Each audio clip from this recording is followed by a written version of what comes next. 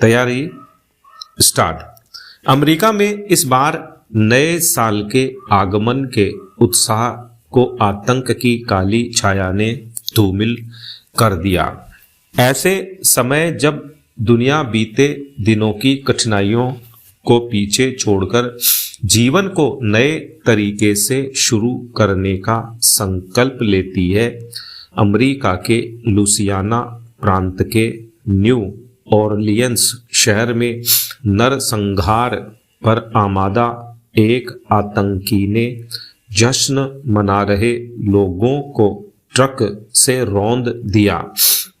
आतंकी संगठन ISIS से प्रभावित सिरफिरा ज्यादा से ज्यादा लोगों को मारना चाहता था। जब तक पुलिस हरकत में आती उसने 15 लोगों की जान ले ली और 35 से ज्यादा अस्पताल में मौत से संघर्ष कर रहे हैं। यह घटना भले ही अमेरिका में हुई हो, लेकिन इसने दुनिया को संकेत दिया है कि आतंक को समाप्त करने और मानवता की सुरक्षा के लिए नए साल में हमें ज्यादा प्रतिबद्धता और एकजुटता के साथ सामने आना होगा। इस वारदात ने हमें एक नागरिक, एक समाज और एक सरकार के रूप में अपनी अपनी जिम्मेदारियों पर पुनर्विचार करने का अवसर दिया है। हाल के वर्षों में दुनिया के ज्यादातर देशों में धार्मिक कट्टरता बढ़ी है। कट्टरता चाहे धार्मिक हो या किसी अन्य बात की, अपने विरोधियों के साथ उसका उभयनिष्ठ संबंध होता है। यानी एक तरह की कट्टरता दूसरे तरह की कट्टरता को आगे बढ़ाती है। परिणाम स्वरूप विभिन्न देशों में रूढ़िवाद के कट्टर समर्थक सत्ता पर आसीन होते गए हैं।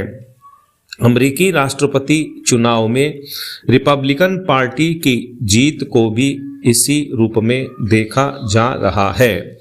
किसी भी देश में चुनाव राजनेताओं के लिए अपनी जनता को शिक्षित करने का अवसर होता है, लेकिन हम यह कहने की स्थिति में नहीं हैं कि डोनाल्ड ट्रंप अपने देश की जनता को पहले के मुकाबले ज्यादा समझदार बनाकर चुनाव जीते हैं। यदि ऐसा हुआ होता तो 42 साल का पूर्व सैनिक शमशुद्दीन जब्बर, जिसने अपनी जान की परवाह न करते हुए अफगानिस्तान में अमेरिका की ओर से इस्लामिक कट्टरपंथियों का मुकाबला किया था, खुद इस्लामिक रूढ़िवादियों से प्रेरित होकर आतंकी नहीं बनता और ट्रक लेकर हिंसक पागलपन पर उतारू नहीं हो जाता। न सिर्फ अमेरिका बल्कि पूरी दुनिया में रूढ़िवादियों और उदारवादियों के बीच जीवंत संघर्ष चल रहा है। दुनिया का भविष्य मानवता को हर तरह की जंजीरों से मुक्त करने में ही है, उसे बांधने में नहीं। दरअसल समस्याओं का समाधान दूर नजर आता है तो अज्ञान का अंधकार हमें पीछे लौटने के लिए प्रेरित करता है। लेकिन हम उम्मीद कर सकते हैं कि आतंक के रास्ते से जीवन की समस्याओं का समाधान खोजने वालों को ज्ञान की रोशनी मिलेगी और वे अहिंसा के रास्ते पर आगे बढ़ेंगे। पैरा प्रदेश में एक तरफ जहां अधिकतर किसान अत्यधिक उत्पादन लेने की होड़ एवं दौड़ में धरती की सेहत से खिलवाड़ करने से नहीं चूक रहे, वहीं जहरीली हुई जमीन की चिंता करने वाले भी सामने आ रहे हैं। खेती से जुड़ी सुखद तस्वीर यह भी है कि प्रदेश का किसान जैविक खेती में दिलचस्पी दिखा रहा है। वर्तमान में राज्य के 2 लाख से ज्यादा किसान जैविक खेती से नाता जोड़ चुके हैं।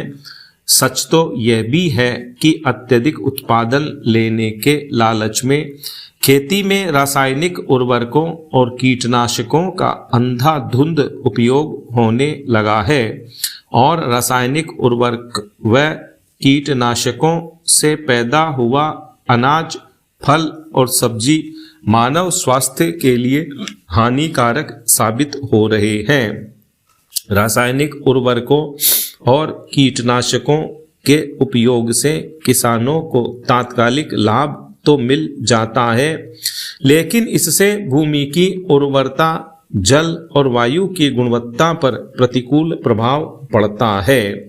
रासायनिक उर्वरकों के उपयोग से भूमिगत जल में नाइट्रेट का स्तर बढ़ता जा रहा है। इन जहरीले रसायनों के सीधे संपर्क में आने से कई तरह की बीमारियां होने लगी है। स्टॉप।